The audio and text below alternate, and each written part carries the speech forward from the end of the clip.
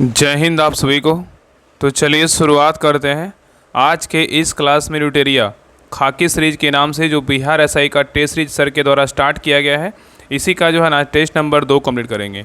और इसके पहले देखिए टेस्ट नंबर 1 करवा चुके हैं। अगर जितने लोग क्लास को नहीं देखें टेस्ट नंबर 1 को, सभी लोग ज़रूर देखिए, बहुत इंपॉर्टेंट क्लास है। और सर के द्वारा जो है इसमें क्वेश्चन का जो अथी किया गया है, लेवल दिया गया है, बहुत इंपॉर्टेंट है। तो सभी लोग जो है ना क्लास को ज़रूर देखिएगा और लास्ट तक जो है ना क्लास को ज़रूर देखिएगा। और क्लास अच्छा लगे तो सभी लोग लाइक शेयर सब्सक्राइब जरूर कीजिएगा। तो चलिए टेस्ट नंबर 2 स्टार्ट करते हैं।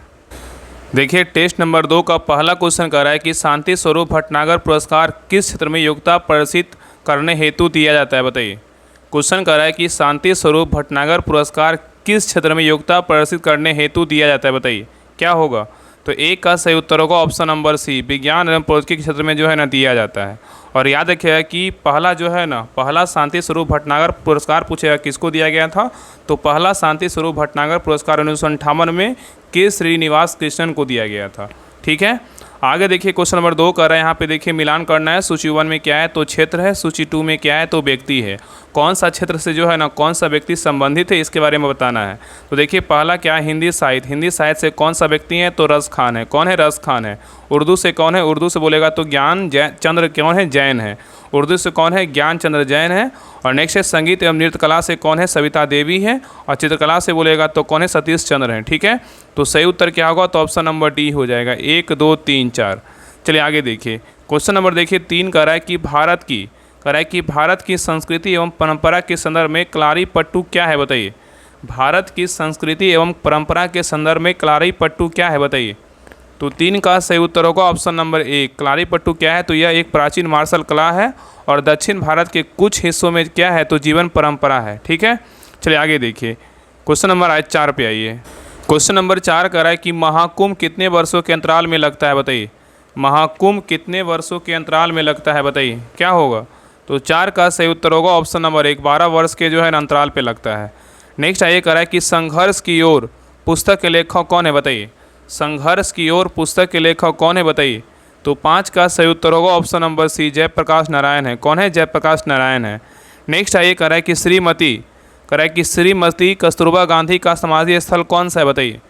कह रहा है कि श्रीमती कस्तूरबा गांधी की जो समाधि स्थल है कहाँ है, बताइए। तो 6 का सही उत्तर होगा ऑप्शन नंबर सी, आगा खां महल पुणे परिसर में है। और यहाँ पे याद रखिएगा कि अगर महात्मा गांधी का पूछेगा तो कहाँ है, तो राजघाट है। जवाहरलाल नेहरू का बोलेगा तो कहाँ है, तो शांतिवन है। लाल बहादुर शास्त्री का बोलेगा तो विजय घाट है। इंदिरा गांधी का बोलेगा तो शक्ति स्थल है। राजीव गांधी का बोलेगा तो क्या है, तो वीर भूमि है। और चौधरी चरण सिंह का बोलेगा तो कहाँ है, समाधि स्थल किसान घाट है। नेक्स्ट आइए कह रहा है कि रविन्द्रनाथ टैगोर के विषय में निम्नलिखित में से कौन सा एक कथन असत्य है। गलत पूछा है, मतलब गलत पूछा है कि बताइए असत्य कौन सा है, बताइए। कह रहा है कि रविन्द्रनाथ टैगोर के विषय में निम्नलिखित में से कौन सा कथन असत्य है। तो देखिए पहला कह रहा है कि स्वदेशी आंदोलन के आर्थिक पक्ष का समर्थन किया था रविन्द्रनाथ टैगोर, ये क्या है, तो गलत है। तो गलत उत्तर क्या होगा, ऑप्शन नंबर ए क्या हो जाएगा, तो सही हो जाएगा। इसमें गलत पूछा था ना, तो सही उत्तर क्या होगा, ऑप्शन नंबर ए हो जाएगा। आगे देखिए कह रहा है उन्होंने गुरु गोविंद सिंह को राष्ट्र निर्माता के रूप में देखा, ये बिल्कुल क्या है, तो सही है। और उनके अनेक गीतों में मराठों की बहादुरी की प्रशंसा है, ये बिल्कुल क्या है, तो सही है। और उन्होंने प्राचीन भारत और संस्कृति को गौरवगान किया, ये भी क्या है, तो सही है। तो बी सी डी सही है, लेकिन ए क्या है, तो गलत है। चलिए आगे देखिए क्वेश्चन नंबर आई देखिए 8 पर कह रहा है कि 1942 में आज़ाद हिंद फौज अस्तित्व में आई, बताइए किस में, बताइए। 1942 में आज़ाद हिंद फौज अस्तित्व में आई, बताइए किस में। तो 8 का सही उत्तर होगा ऑप्शन नंबर 1, जापान में। कहाँ आया, तो जापान में आया। तो याद रखिए कि जापान में जो है ना आज़ाद हिंद फौज का गठन किया गया। कब किया गया, तो 1 सितंबर 1942 को मोहन सिंह के नेतृत्व में जो है ना किया गया था। और 4 जुलाई 1943 को सुभाष चंद्र बोस ने सिंगापुर में आज़ाद हिंद फौज का जो है ना कमान संभाला था। ठीक है, चलिए आगे देखिए। नेक्स्ट है कह रहा है कि मुस्लिम लीग द्वारा पाकिस्तान की स्थापना की मांग करने वाला प्रस्ताव किस वर्ष पारित किया गया था, बताइए। क्वेश्चन कह रहा है कि मुस्लिम लीग द्वारा पाकिस्तान की स्थापना की मांग करने वाला प्रस्ताव किस वर्ष पारित किया गया था, बताइए। तो 9 का सही उत्तर होगा ऑप्शन नंबर बी, 1940 ईस्वी में जो है ना प्रस्ताव पारित किया गया था। तो याद रखिएगा कि 23 मार्च 1940 को मुस्लिम लीग के लाहौर अधिवेशन में प्रसिद्ध पाकिस्तान प्रस्ताव क्या हुआ था, पारित किया गया था। और जिसका आधार यह था कि ऐसा कोई संविधान मुसलमानों को स्वीकार नहीं होगा जिसमें भारत के पूर्व और पश्चिम के मुस्लिम बहुल क्षेत्रों को एक जो है ना स्वतंत्र और सार्वभौम राज्य के रूप में स्वीकार ना किया गया हो। ठीक है, चलिए आगे देखिए क्वेश्चन नंबर 10 पे कह रहा है कि निम्नलिखित में से कौन कांग्रेस समाजवादी दल का प्रमुख नेता था, बताइए। क्वेश्चन कह रहा है कि निम्नलिखित में से कौन कांग्रेस समाजवादी दल का प्रमुख नेता था, बताइए कौन था। तो 10 का सही उत्तर होगा ऑप्शन नंबर डी, आचार्य नरेंद्र देव थे। कौन थे? आचार्य नरेंद्र देव थे। नेक्स्ट आइए, कह रहा है कि यहाँ पे देखिए रीजनिंग का प्रश्न, इसको बना लीजिएगा। तो 11 का जो सही उत्तर होगा ऑप्शन नंबर डी होगा। नेक्स्ट आइए, नेक्स्ट कह रहा है कि एम के गांधी, कह रहा है एम के गांधी के अनुसार अस्पृश्यों का सामाजिक आर्थिक सुधार संपन्न किया जाता है किसके द्वारा, बताइए। क्वेश्चन कह रहा है कि एम के गांधी के अनुसार अस्पृश्यों को सामाजिक आर्थिक सुधार संपन्न किया जा सकता है किसके द्वारा, बताइए। तो 12 का सही उत्तर होगा ऑप्शन नंबर डी, कुटीर उद्योग स्थापित करके। क्या होगा? कुटीर उद्योग स्थापित करके। नेक्स्ट आइए, कह रहा है कि वर्ष 1857 के विद्रोह के संदर्भ में निम्नलिखित में से उसके मित्र ने धोखा दिया जिसे अंग्रेजों द्वारा बंदी बनाकर मार दिया गया, बताइए कौन था, बताइए। कह रहा है कि वर्ष 1857 के विद्रोह के संदर्भ में निम्नलिखित में से किसके जो है ना किसे उसके मित्र ने धोखा दिया जिसे अंग्रेजों द्वारा बंदी बनाकर जो है ना मार दिया गया, बताइए कौन था। तो 13 का सही उत्तर होगा ऑप्शन नंबर 1, तात्या तोपे। क्या होगा? तात्या तोपे। ठीक है, चलिए आगे देखिए। नेक्स्ट आइए, कह रहा है कि सूची 1 सूची 2 को जो है ना मिलान करना है। सूची 1 सूची 2 को मिलान करना है। यहाँ बताना है कि कौन सा युद्ध था जो किस संधि के तहत जो है ना समाप्त हुआ था, बताइए। बताइए प्रथम कर्नाटक जो युद्ध था किस संधि के तहत समाप्त हुआ था, बताइए क्या होगा। तो प्रथम कर्नाटक युद्ध कब हुआ था, पहले याद रखिएगा। प्रथम कर्नाटक युद्ध जो हुआ था 1746 से कितना, 1746 से जो है ना 48 के बीच हुआ था, 48 के बीच हुआ था। ठीक है, और किस संधि के तहत समाप्त हुआ था, तो एक्सला जो है ना साइप्रस के संधि के तहत जो है ना समाप्त किया गया था। ठीक है, और नहीं देखिए तृतीय कर्नाटक युद्ध कब हुआ था, तो याद रखिएगा तृतीय कर्नाटक युद्ध जो है ना 1757 से लेके जो है ना 63 तक हुआ था, याद रखिएगा। और किस संधि के तहत समाप्त हुआ था, याद रखिए तृतीय कर्नाटक युद्ध जो था पेरिस की संधि के तहत जो है ना समाप्त हुआ था।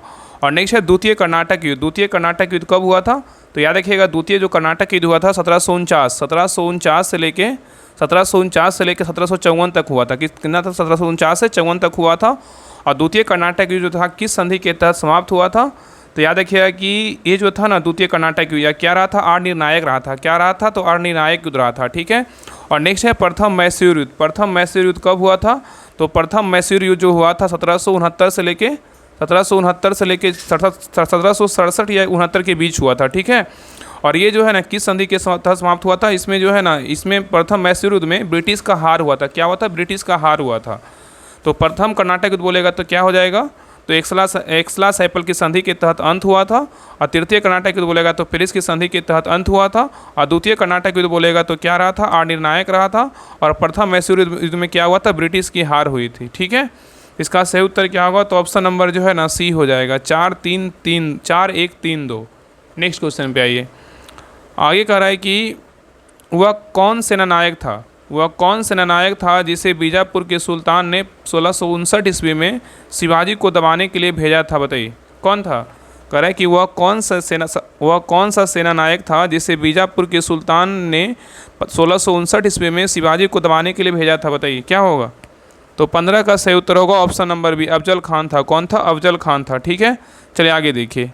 नेक्स्ट है, कह निम्नलिखित मुस्लिम विद्वानों में से किसने हिंदी साहित्य के क्षेत्र में सबसे महत्वपूर्ण योगदान दिया, बताइए।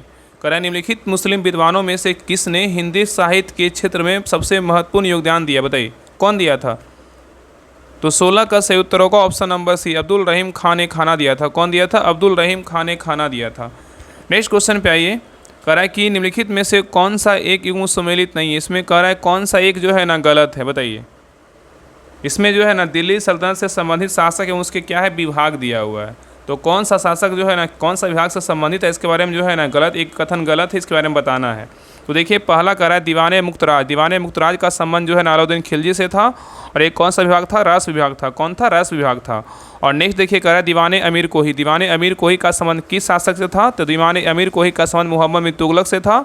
और इसका जो संबंध था कृषि विभाग था। क्या था? कृषि विभाग। और नेक्स्ट है दीवाने खैरात का संबंध किस शासक से था, तो फिरोज शाह तुगलक से था। और इसका जो संबंध था ना कौन सा विभाग था, दान विभाग था। क्या था? तो दान विभाग। और नेक्स्ट देखिए कह रहा है दीवाने रियासत का संबंध जो है ना बलबन से नहीं था। क्या था? बलबन से नहीं था। ठीक है, याद रखिए दीवाने रियासत का संबंध जो है ना अलाउद्दीन खिलजी से था। किससे था? अलाउद्दीन खिलजी से था। ठीक है, अलाउद्दीन खिलजी से था। ठीक है, एक याद रखिए अलाउद्दीन खिलजी से था। और इसका जो विभाग था क्या था, बाजार नियंत्रण विभाग था। ठीक है, तो सही गलत पूछा था ना, गलत उत्तर क्या होगा, ऑप्शन नंबर डी हो जाएगा। चलिए आगे देखिए। नेक्स्ट है, कह रहा है कि धार्मिक कविताओं का संकलन कुरल किस भाषा में है, बताइए। यहाँ पे क्वेश्चन कर रहा है कि धार्मिक कविताओं का संकलन कुरल किस भाषा में है, बताइए। तो 18 का सही उत्तर होगा ऑप्शन नंबर बी, तमिल भाषा में। किस भाषा में है, तो तमिल भाषा में है। नेक्स्ट है देखिए, कह रहा है निम्नलिखित में से कौन चोल प्रशासन की विशेषता थी, बताइए। कह रहा है निम्नलिखित में से कौन चोल प्रशासन की विशेषता थी, बताइए, क्या था।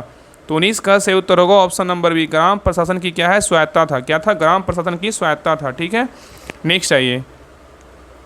आगे कह रहा है कि निम्नलिखित में से कौन सा एक हड़प्पा स्थल नहीं है, बताइए। कह रहा है निम्नलिखित में से कौन सा एक हड़प्पा स्थल नहीं है, बताइए। कौन एक जो है ना हड़प्पा स्थल नहीं है, बताइए। तो 20 का सही उत्तर होगा ऑप्शन नंबर सी, सोहगौरा नहीं है, लेकिन चंद्रद्रोह है, कोटदीजी है, लोथल है। याद रखिएगा, सोहगौरा जो है ना उत्तर प्रदेश के गोरखपुर में राप्ती नदी किनारे क्या है, एक गाँव है। लेकिन चंद्रद्रोह, कोटदीजी, लोथल क्या है, तो एक हड़प्पा स्थल है। ठीक है, चलिए आगे देखिए। नेक्स्ट है, कह रहा है निम्नलिखित तीर्थंकरों का विचार कीजिए और उनको सही कालानुक्रम में व्यवस्थित कीजिए। यहाँ पे क्रम में व्यवस्थित करना है कि कौन सा तीर्थंकर जो है ना किस क्रम में थे, बताइए क्या होगा। तो 21 का सही उत्तर होगा ऑप्शन नंबर ए हो जाएगा। क्या होगा, ए होगा। 3, 2, 1, 4। तो पहले कौन होंगे, तो पहले ऋषभदेव थे, उसके बाद कौन थे, ऋषभदेव के बाद कौन, अजीतनाथ थे, उसके बाद कौन होगा, फिर अभिनंदन थे, उसके बाद लास्ट में कौन थे, पार्श्वनाथ थे। ठीक है, और यहाँ पे पॉइंट याद रखिएगा ना कि जैन संस्थापकों को तीर्थंकर बोलते हैं। जैन संस्थापकों क्या बोलते हैं, तीर्थंकर बोलते हैं। और जबकि जैन भिक्षु या साधुओं को क्या बोलते हैं, तो निर्गंथ कहते हैं। क्या कहते हैं, निर्गंथ कहा जाता है। ठीक है, और जो ऋषभदेव थे ना पहले तीर्थंकर थे। अजीतनाथ बोलेगा तो कितने नंबर के थे, दूसरे नंबर के थे। कितने नंबर के, दूसरे नंबर के थे। और ऋषभदेव बोलेगा तो कितने नंबर के थे, ऋषभदेव पहले नंबर के, ऋषभदेव पहले नंबर के थे। ठीक है, अभिनंदन का बात करें, अभिनंदन कितने नंबर के थे, 4th नंबर के थे। कितने नंबर के, 4th नंबर के थे। और पार्श्वनाथ का बात करें तो पार्श्वनाथ जो है ना कितने नंबर के थे, 23वें नंबर के थे। कितने नंबर के, 23वें नंबर के थे। ठीक है, तो सही उत्तर हो जाएगा ऑप्शन नंबर ए हो जाएगा। आगे देखिए, क्वेश्चन नंबर देखिए 22 कह रहा है कि किस समिति ने प्रतिस्पर्धा अधिनियम 2002 को अधिनियमित करने का सुझाव दिया था, बताइए।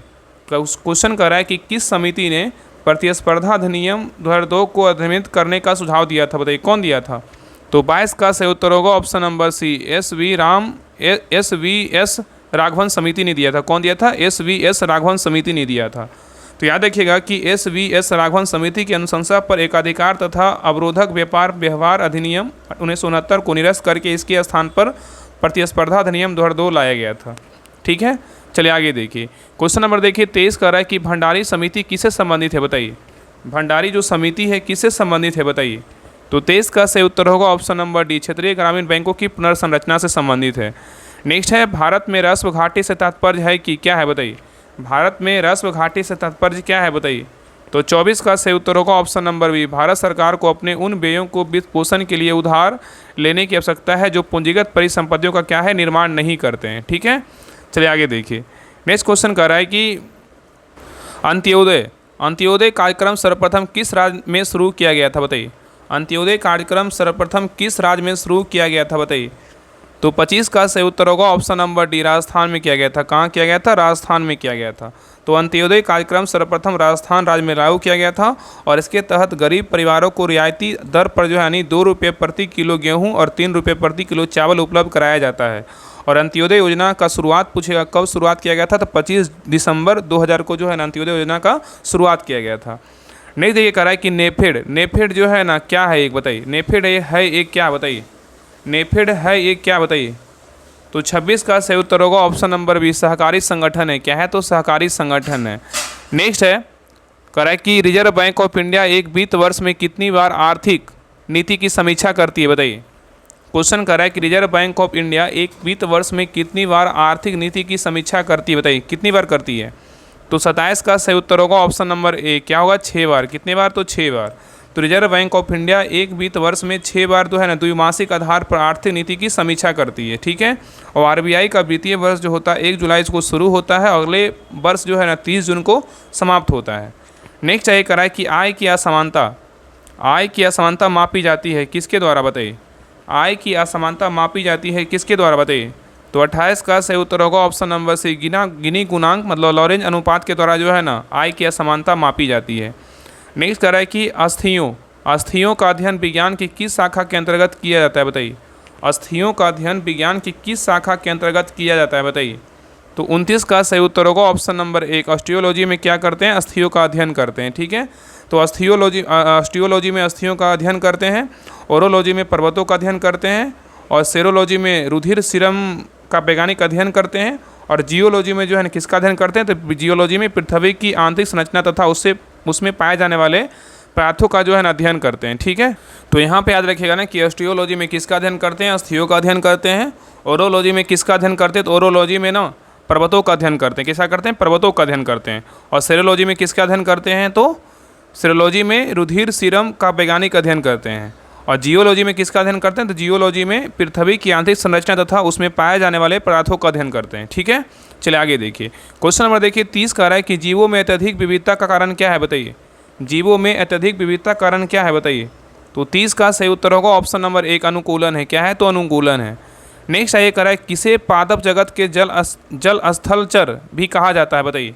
कह रहा है किसे पादप जगत के जल स्थलचर कहा जाता है? बताइए क्या होगा?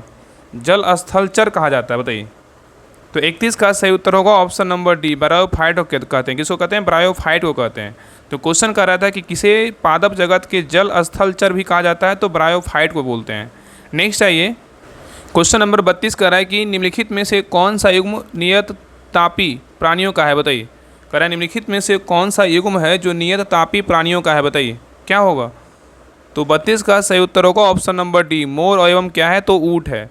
तो याद रखिए ना कि मोर एवं ऊँट अपनी शरीर का तापमान किसी भी वातावरण में नियमित कर सकते हैं या रुधिर या जो है स्थिर रख सकते हैं, इसलिए ये गर्म रुधिर वाले जंतु या क्या है? नियत तापमापी कहलाते हैं। ठीक है, अतः सभी पक्षी एवं स्तनधारी जीव क्या है? नियत तापी के अंतर्गत आता है। और मगरमच्छ, डॉगफिश, कछुआ आदि क्या है? असमतापी जंतु होते हैं। नेक्स्ट आइए, कह रहा है क्वेश्चन नंबर देखिए 33 कह रहा है कि कौन सा हार्मोन टी लिम्फोसाइट के विभेदीकरण में मुख्य भूमिका निभाते हैं? बताइए। कह रहा है कि कौन सा हार्मोन टी लिम्फोसाइट के विभेदीकरण में मुख्य भूमिका निभाते हैं? बताइए क्या होगा? तो 33 का सही उत्तर होगा option number D, thymosin hormone निभाते हैं। कौन निभाता है? थाइमोसिन हार्मोन निभाता है। तो थाइमस ग्रंथि छाती के ऊपरी हिस्से में उरोस्थी की पीछे फेफड़ों के बीच स्थित एक क्या होता है? पॉलीयुक्त संरचना होता है। और थाइमस ग्रंथि प्रतिरक्षा तंत्र के विकास में महत्वपूर्ण भूमिका निभाता है। ठीक है, आगे देखिए। क्वेश्चन नंबर देखिए 34 कह रहा है कि पाचन के संबंध में निम्न कौन सा क्रम जो है ना सही है? बताइए। पाचन के संबंध में निम्न में से कौन सा क्रम सही है? बताइए। तो 34 का सही उत्तर होगा ऑप्शन नंबर डी, मुख गुहिका, ग्रासिका, अमाशय, क्षुद्रांत और क्या होगा? बृहदांत होगा। यहाँ पे क्वेश्चन पूछा था कि पाचन के संबंध में कौन सा क्रम सही है? तो मुख गुहिका, ग्रासिका, अमाशय, क्षुद्रांत और क्या होगा? बृहदांत होगा। ठीक है, चलिए आगे देखिए। क्वेश्चन नंबर देखिए 34 कह रहा है अमीबा, कह रहा है कि 35 अमीबा में भोजन का पाचन कहाँ होता है? बताइए। अमीबा में भोजन का पाचन कहाँ होता है? बताइए। तो 35 का सही उत्तर होगा ऑप्शन नंबर 1, खाद्य रितिका में होता है। किस में होता है? खाद्य रितिका में होता है। तो अमीबा में भोजन का पाचन कहाँ होता है? तो खाद्य रितिका में होता है। नेक्स्ट आइए, क्वेश्चन नंबर देखिए 36 कह रहा है कि यहाँ पे देखिए मिलान करना है। यहाँ पे सूची 1 में क्या है? वैज्ञानिक है। सूची 2 में क्या है? किसका खोज किया था? कौन वैज्ञानिक? इसके बारे में बताना है। बताइए। रॉबर्ट हुक जो है ना किसका खोज किया था? बताइए। रॉबर्ट हुक किसका खोज किया था? बताइए क्या होगा? तो रॉबर्ट हुक जो है ना किसका खोज किया था? जीव द्रव का किया था। किसका किया था? तो रॉबर्ट हुक, कोसा की खोज किसने किया था? रॉबर्ट हुक किया था। कौन किया था? रॉबर्ट हुक किया था। ठीक है, तो कोसा की खोज बोलेगा तो कौन किया था? रॉबर्ट हुक किया था। और नेक्स्ट है जे.ई. पुरकिंजे जो है ना किसका खोज किया था? बताइए। तो जे.ई. पुरकिंजे किसका खोज किए थे? तो जीव द्रव का खोज किए थे। किसका किए थे? जीव द्रव का। नेक्स्ट है रॉबर्ट ब्राउन किसका खोज किए थे? तो रॉबर्ट ब्राउन जो है ना केंद्र का खोज किया था। किसका किया था? केंद्र का खोज किया था। और नेक्स्ट है बिरचो का जो है ना किसका खोज किया था? बिरचो। तो बिरचो जो है ना कोस्का सिद्धांत का खोज किया था। ठीक है, तो कोस्का का खोज बोलेगा तो कौन किया था? रॉबर्ट हुक ने किया था। और जीव द्रव का खोज बोलेगा किसने किया था? तो जे.ई. पुरकिंजे ने किया था। और केंद्र का खोज किसने किया था? रॉबर्ट जो है ना केंद्र का खोज बोलेगा तो किसने किया था? रॉबर्ट ब्राउन किया था। और कोस्का सिद्धांत बोलेगा तो बिरचो ने दिया था। ठीक है, तो याद रखिएगा। तो इसका सही उत्तर क्या होगा? तो ऑप्शन नंबर जो है ना डी हो जाएगा, 3, 4, 1, 2। चलिए आगे देखिए। क्वेश्चन नंबर देखिए 37 कह रहा है कि एक मनुष्य दुर्घटनाग्रस्त हो जाता है और उसे रक्त की आवश्यकता होती है, किंतु उसके रक्त समूह का परीक्षण करने का समय नहीं है। निम्नलिखित में से कौन सा रक्त समूह उसे दिया जा सकता है? बताइए। क्वेश्चन बहुत इंपॉर्टेंट है। क्वेश्चन पहले देखिए समझिए। कह रहा है एक मनुष्य दुर्घटनाग्रस्त हो जाता है, उसे रक्त की आवश्यकता होती है, किंतु उसे रक्त समूह का परीक्षण करने का समय नहीं है। निम्नलिखित में से कौन सा रक्त समूह उसे दिया जा सकता है? बताइए क्या होगा? तो 37 का सही उत्तर होगा ऑप्शन नंबर डी। क्या देंगे? ओ नेगेटिव देंगे। क्या देंगे? O negative. ठीक है, याद रखिएगा ना कि 1901 ईस्वी में कार्ल लैंडस्टीनर ने 4 रक्त समूहों का खोज किया था। कौन कौन? ए बी और क्या ओ का खोज किया था। ठीक है, और याद रखिएगा कि रिसर्च बंदर में एक अलग फैक्टर ढूंढा गया जिसे RH फैक्टर के नाम जो है ना दिया गया। और इसी में याद रखिएगा कि रक्त समूह ए में एंटीजन पाया जाता है, एंटीजन ए पाया जाता है, जबकि वही रक्त समूह बी में बी एंटीजन उपस्थित रहता है, जबकि ए बी समूह में ए और बी एंटीजन दोनों और ओ में कोई एंटीजन नहीं पाया जाता है। अतः ओ रक्त जो है ना समूह वाला रक्त किसी भी व्यक्ति को दिया जा सकता है। ठीक है, तो यहाँ पे क्या होगा? ओ नेगेटिव होगा। चलिए आगे देखिए, क्वेश्चन नंबर नेक्स्ट पे ये करा कि दूर संचार दूर संचार के लिए प्रयुक्त तरंगे कौन सा है? बताइए, दूर संचार के लिए जो प्रयुक्त तरंगे है कौन सा है? बताइए। तो 38 का सही उत्तर होगा ऑप्शन नंबर सी। क्या है? तो माइक्रोवेव है। क्या है? तो माइक्रोवेव है। ठीक है, चलिए आगे देखिए, नेक्स्ट करा कि दृष्टि पटल रेटिना पर जो चित्र बनता है कैसा होता है? बताइए, दृष्टि पटल रेटिना पर जो चित्र बनता है कैसा होता है? बताइए। तो 39 का सही उत्तर होगा ऑप्शन नंबर सी। वह वस्तु से छोटा होता है, वह उल्टा होता है। ठीक है, चलिए आगे देखिए, नेक्स्ट है करा कि फ्यूज में प्रयुक्त होने वाला तार की विशेषता होती है, क्या होती है? बताइए, फ्यूज में प्रयुक्त होने वाले तार की जो विशेषता होती है क्या होती है? बताइए। तो 40 का सही उत्तर होगा ऑप्शन नंबर सी। उच्च प्रतिरोधक शक्ति और क्या है? निम्न गलनांक होता है। तो फ्यूज में प्रयुक्त होने वाले तार की विशेषता होती है क्या? तो उच्च प्रतिरोधक शक्ति तथा निम्न गलनांक होता है। नेक्स्ट है कह रहा है कि प्रतिबल का ऐसा मात्रक क्या है? बताइए, प्रतिबल का ऐसा मात्रक क्या है? तो 41 का सही उत्तर होगा ऑप्शन नंबर 1, न्यूटन प्रति मीटर स्क्वायर होता है। नेक्स्ट है ये कह रहा है कि निम्न युग्मों में से गलत का मिलान का चयन करें। यहाँ पे देखिए यंत्र दिया हुआ है, यहाँ पे क्या है? मापन उपयोग है। किस यंत्र का उपयोग किसके मापन में करते हैं इसके बारे में जो है ना बताना है। यहाँ पे एक गलत है और 3 क्या है? बिल्कुल सही है।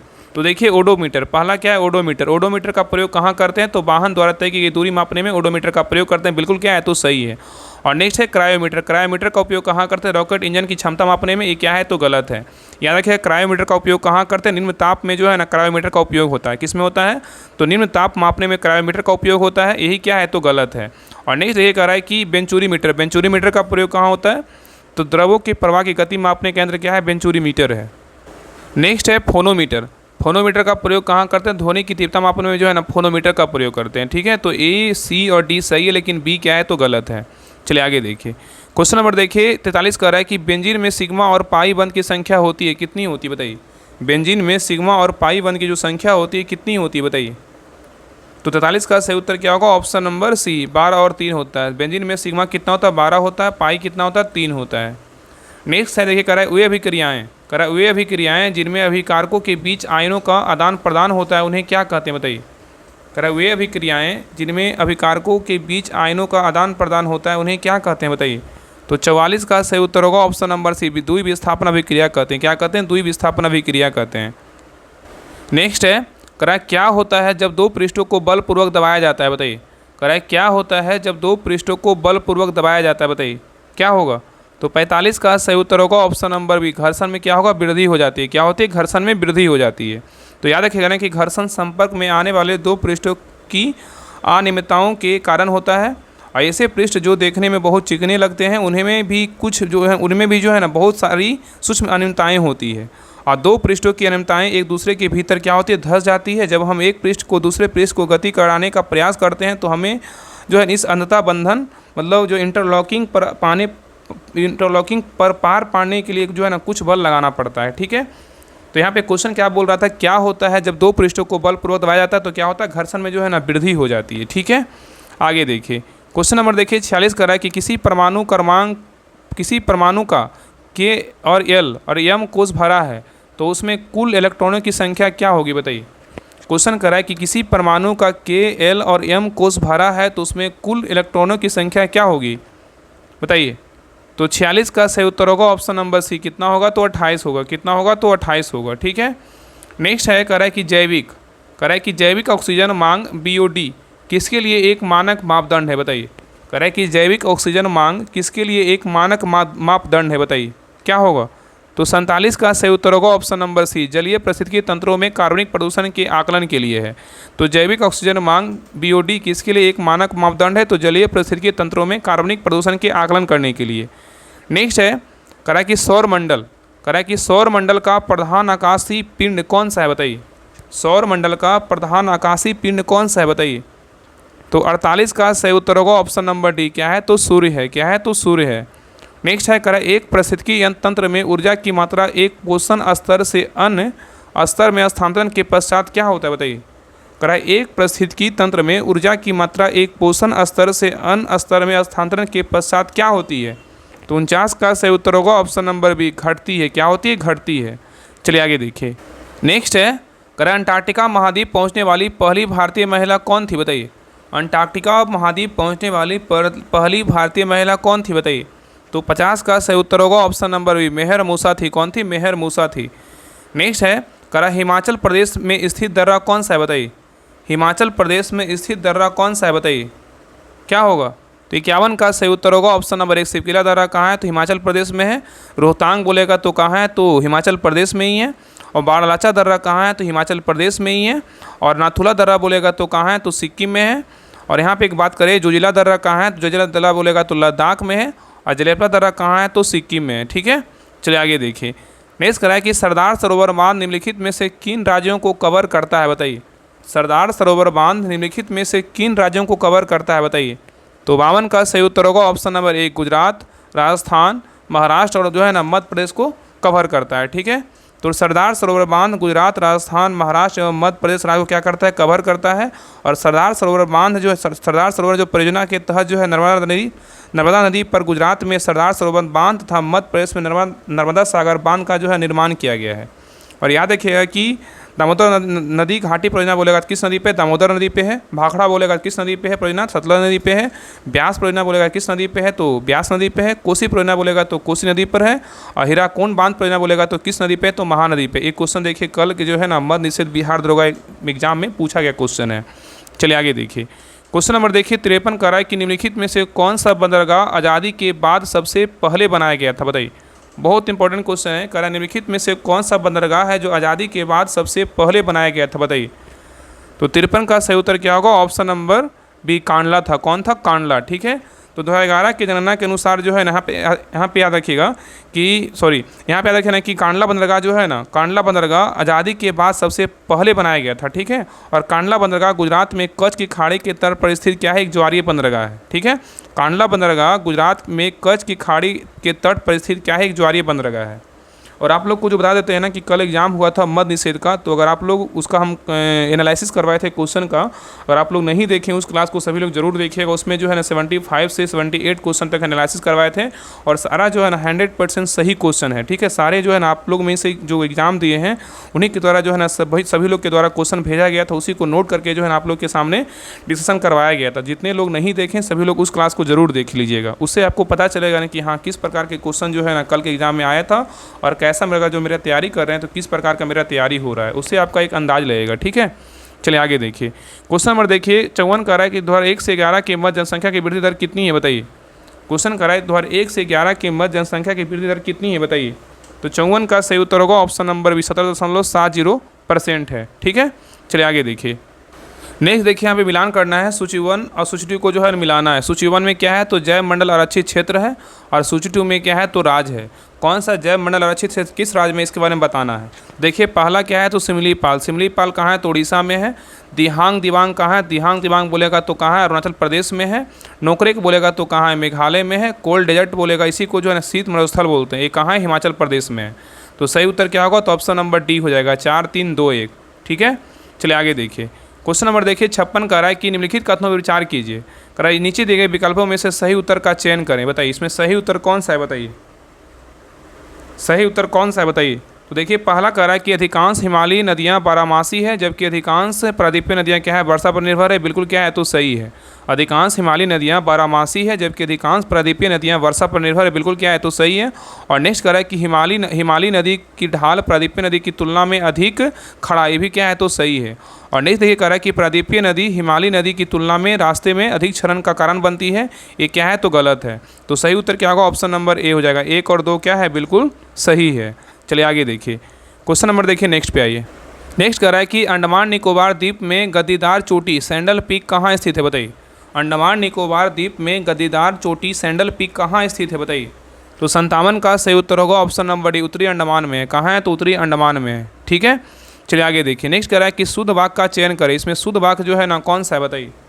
तो 58 का सही उत्तर होगा ऑप्शन नंबर सी, तुमने जो कहा था वही सत्य है। ये क्या है? तो शुद्ध वाक्य है। ठीक है, तो कर्ता के ने चिन्ह का प्रयोग जो है ना समान भूतकाल में होता है। कर्ता के ने मतलब जो है ना ने चिन्ह का प्रयोग कहाँ होता है? समानता भूतकाल में होता है। तो इसमें शुद्ध वाक्य पूछा था कि शुद्ध वाक्य कौन सा लिखा हुआ है, तो सी क्या है? तुमने जो कहा था वही सत्य है। क्या है? बिल्कुल सही है।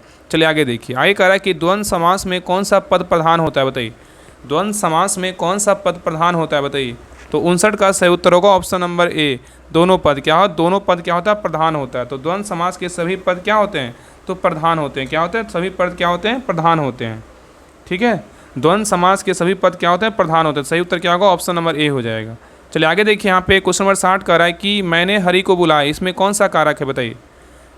एक मिनट। यहाँ पे जो है ना द्वंद्व समास में कौन सा कारक है? सही है, दोनों पद है। हाँ, मैंने हरि को बुलाया, इसमें कौन सा कारक है? बताइए। हाँ सही है, मैंने हरि को बुलाया। इसमें हमको लगा क्वेश्चन जो है ना थोड़ा सा कुछ और कह रहा है। मैंने हरि को बुलाया, इसमें कौन सा कारक है? बताइए। तो 60 का सही उत्तर होगा ऑप्शन नंबर बी, कर्म कारक है। क्या है? तो कर्म कारक है। याद रखिएगा कि वाक्य में क्रिया का फल जिस शब्द पर पड़ता है उसे कर्म कारक कहते हैं, और इसमें विभक्ति चिन्ह का जो है प्रयोग किया होता है। ठीक है, इसमें विभक्ति चिन्ह का प्रयोग होता है।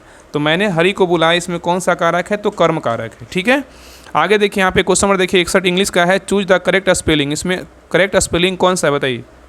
तो डी का क्या है? सही उत्तर क्या होगा? ऑप्शन नंबर डी, डिसीजन क्या है? तो करेक्ट वर्ड है। ठीक है, चलिए आगे देखिए, क्वेश्चन नंबर देखिए 62 कर रहा है, which is not a stationery item. Which is not a stationery item.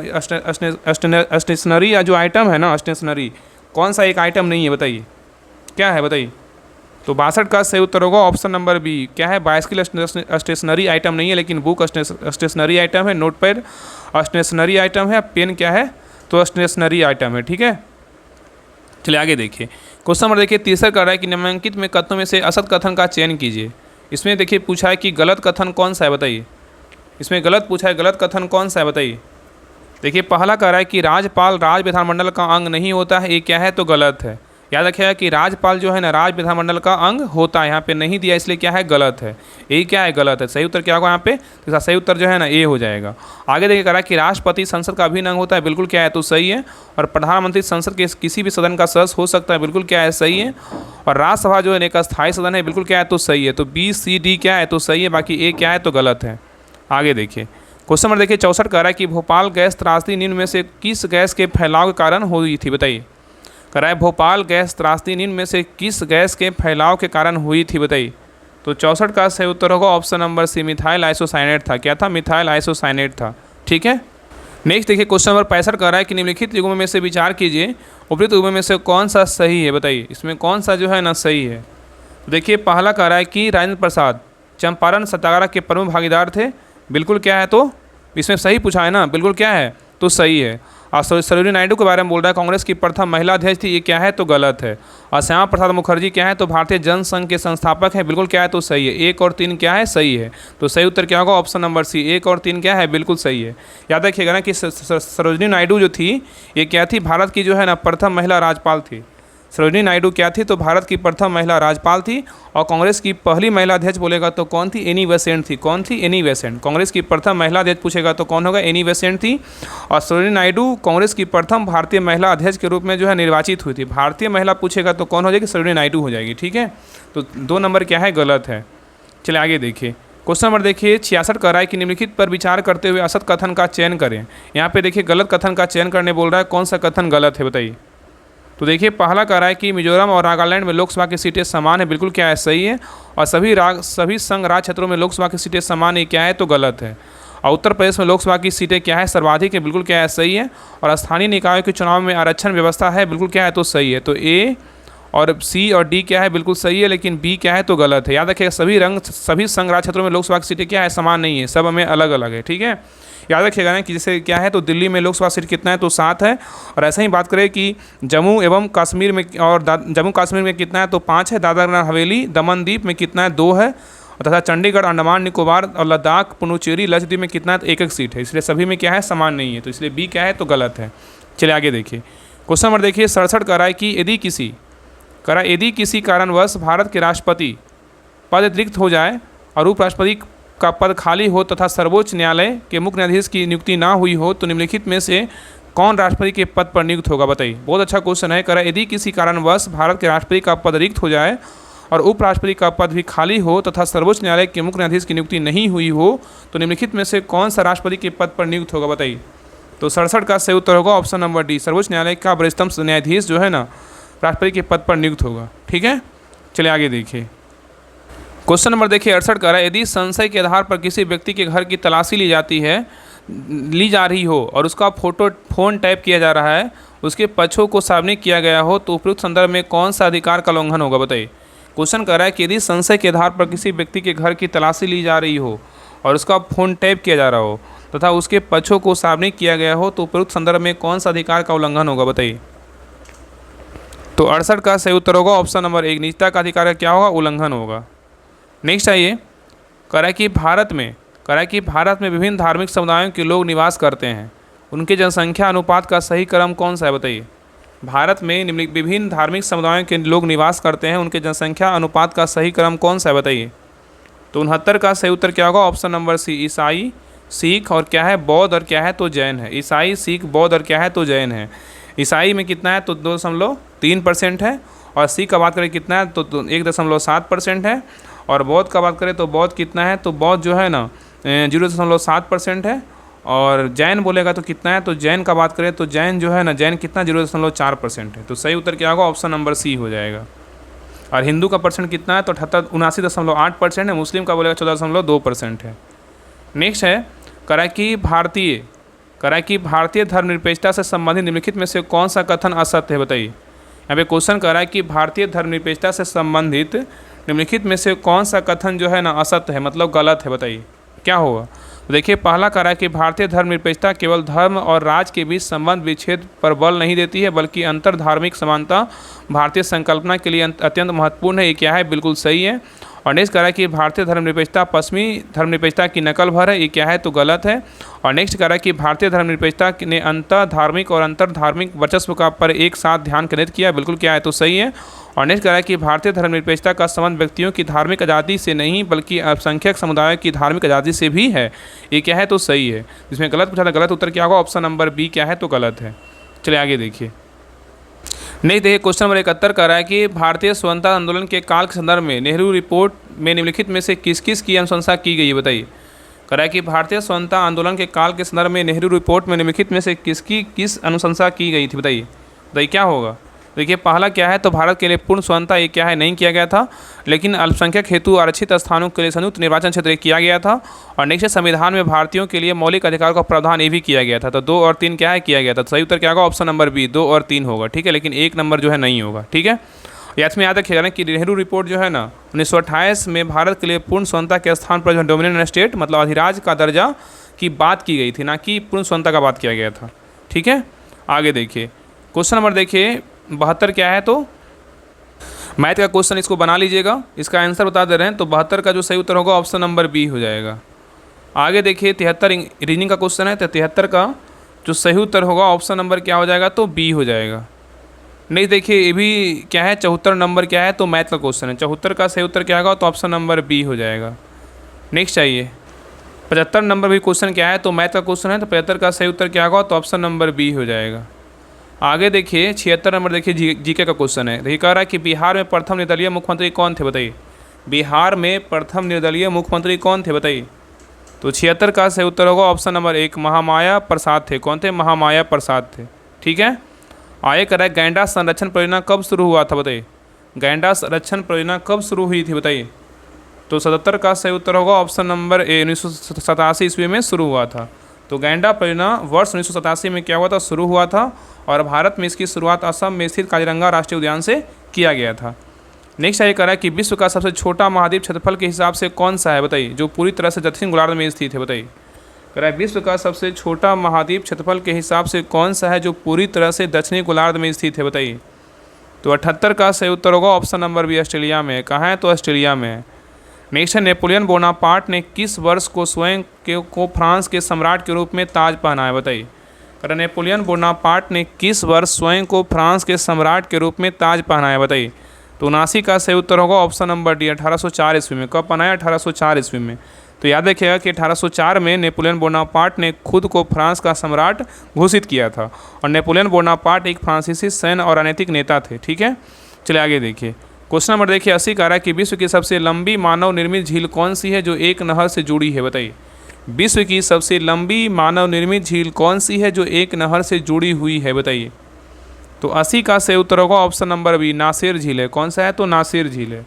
तो नासिर झील जो है ना कहाँ है? तो मिस्र में है, जो आसवन बांध द्वारा निर्मित लगभग जो है ना 5250 वर्ग किलोमीटर क्षेत्रफल के साथ सबसे लंबी मानव निर्मित झील है और यह और जो है नील नदी से क्या है? तो ये जुड़ी हुई है। ठीक है, चलिए आगे देखिए। क्वेश्चन नंबर 81 कह रहा है कि भारत का वह कौन सा शहर है जो समुद्र तल से सबसे ऊंचाई पर स्थित और एक क्या है राजधानी भी है? बताइए। कह रहा है कि भारत का वह कौन सा शहर है जो समुद्र तल से सबसे ऊंचाई पर स्थित और एक राज्य की राजधानी भी है? बताइए। तो 81 का सही उत्तर होगा ऑप्शन नंबर बी, गंगटोक है। क्या है? तो गंगटोक है, जो किसकी राजधानी है? तो सिक्किम की है। ठीक है, नेक्स्ट है कह रहा है कि विश्व का सबसे पुराना सक्रिय ज्वालामुखी कौन सा है जो अभी भी समय समय पर क्या है? फटता है। बताइए, विश्व का सबसे पुराना सक्रिय ज्वालामुखी कौन सा है जो अभी भी समय समय पर क्या होता है? फटता है। बताइए। तो 82 का जो सही उत्तर होगा ऑप्शन नंबर क्या है? तो माउंट एटना है। क्या है? तो माउंट एटना है। और माउंट एटना कहाँ है? तो इटली में है, जो सिसिली द्वीप पर क्या है? तो स्थित है। नेक्स्ट ये कह रहा है कि ग्रीन सी टर्टल की IUCN स्थिति क्या है? बताइए। ग्रीन सी टर्टल की IUCN स्थिति क्या है? बताइए। तो 83 का सही उत्तर होगा ऑप्शन नंबर बी, लुप्त पर्याप्त है। क्या है? लुप्त प्राय है। क्या है? लुप्त प्राय है। ठीक है, आगे करा है किसी देश के एकीकृत ऑप्टिकल डेजलर और निगरानी हेलोइस प्रणाली के साथ उच्च ऊर्जा लेजर विकसित किया है? बताइए, कौन सा देश किया है? करा किस देश ने एकीकृत ऑप्टिकल डेजलर और निगरानी प्रणाली के साथ उच्च ऊर्जा लेजर विकसित किया है? बताइए। तो 84 का सही उत्तर होगा ऑप्शन नंबर डी, संयुक्त राज्य अमेरिका किया है। कौन किया? संयुक्त राज्य अमेरिका किया है। नहीं सही करा किस राज्य ने त्रिसेवा उभयचर और अभ्यास एम्फेक्स 2025 की मेजबानी की है? बताइए। करा किस राज्य ने त्रिसेवा उभयचर अभ्यास एम्फेक्स 2025 की मेजबानी की है? बताइए, कौन किया है? तो 85 का सही उत्तर होगा ऑप्शन नंबर ए, कर्नाटक किया है। कौन किया है? कर्नाटक किया है। आगे देखिए करा है कि चेन्नई ओपन टेनिस 2025 का पुरुष एकल खिताब किसने जीता? बताइए। चेन्नई ओपन टेनिस 2025 का पुरुष एकल खिताब किसने जीता है? बताइए। तो 86 का सही उत्तर होगा ऑप्शन नंबर ए, क्रियन जैकविट जीता। कौन जीता? क्रियन जैकविट जीता है। ठीक है, नेक्स्ट है कह रहा है कि PM अजय योजना का प्राथमिक उद्देश्य क्या है? बताइए। PM अजय योजना का प्राथमिक उद्देश्य क्या है? बताइए। तो 87 का सही उत्तर होगा ऑप्शन नंबर बी, गरीबी को कम करना और अनुसूचित जातियों मतलब SC की सामाजिक आर्थिक स्थिति में क्या है? सुधार करना है। नेक्स्ट है कह रहा है कि हाल ही में खबरों में रही सापा नाका झील किस देश में स्थित है? बताइए। हाल ही में खबरों में रहा सापा नाका झील किस देश में स्थित है? बताइए। तो 88 का सही उत्तर होगा ऑप्शन नंबर 1, तुर्की में है। कहाँ है? तो तुर्की में है। नेक्स्ट कह रहा है किस संगठन ने मेजराना फर्स्ट नामक अपनी पहली क्वांटम कंप्यूटिंग चिप लॉन्च की है? बताइए। कह रहा है कि किस संगठन ने मेजराना फर्स्ट नामक अपनी पहली क्वांटम कंप्यूटिंग चिप लॉन्च की है? बताइए। तो 89 का सही उत्तर होगा ऑप्शन नंबर बी, माइक्रोसॉफ्ट किया है। कौन किया है? माइक्रोसॉफ्ट किया है। नेक्स्ट कह रहा है कि बिहार का कौन सा जिला अपनी 300 साल पुरानी पत्थर कला के लिए प्रसिद्ध है जिसे हाल ही में GI टैग मिला है? बताइए। कह रहा है बिहार का कौन सा जिला अपनी 300 साल पुरानी पत्थर कला के लिए प्रसिद्ध है जिसे हाल ही में GI टैग मिला है? बताइए। तो 90 का सही उत्तर होगा ऑप्शन नंबर क्या है? तो ए, गया है। क्या है? तो गया है। तो बिहार के गया जिले की जो है ना 300 साल पुरानी पत्थर की कला को भौगोलिक संकेतक GI टैग मिला है। ठीक है, चलिए आगे देखिए। क्वेश्चन नंबर देखिए 91 कह रहा है कि हाल ही में हुई जनगणना में भारत के किस राज्य में गीधों की सबसे अधिक संख्या जो है दर्ज की गई? बताइए। कह रहा है कि हाल ही में हुई जनगणना में भारत के किस राज्य में गीधों की सबसे अधिक जो संख्या है ना दर्ज किया गया? बताइए, किस राज्य में? बताइए। तो 91 का सही उत्तर होगा ऑप्शन नंबर 1, मध्य प्रदेश में किया गया। कहाँ किया गया? मध्य प्रदेश में किया गया है। नेक्स्ट आइए, कह रहा है कि जम्मू और कश्मीर में स्थित भारत के पहले केबल स्टेटेड रेल पुल का नाम क्या है? बताइए। जम्मू और कश्मीर में स्थित भारत के पहले केबल स्टेटेड रेल पुल का नाम क्या है? बताइए। तो 92 का सही उत्तर होगा ऑप्शन नंबर 1, अंजी खड्ड पुल है। क्या है? तो अंजी खड्ड पुल है। ठीक है, नेक्स्ट कह रहा है कि 2025 में पश्चिमी क्षेत्रीय परिषद की बैठक का आयोजन किस शहर में हुआ है? बताइए। 2025 में पश्चिमी क्षेत्रीय परिषद की बैठक का आयोजन किस शहर में हुआ है? तो 93 का सही उत्तर होगा ऑप्शन नंबर डी, पुणे में हुआ है। कहाँ हुआ है? तो पुणे में हुआ है। नेक्स्ट ये कह रहा है कि IIT रुड़की की हालिया रिपोर्ट के अनुसार उत्तराखंड में भूस्खलन से प्रेरित प्राकृतिक बांधों के लिए किस नदी को सबसे अधिक संवेदनशील माना गया है? बताइए।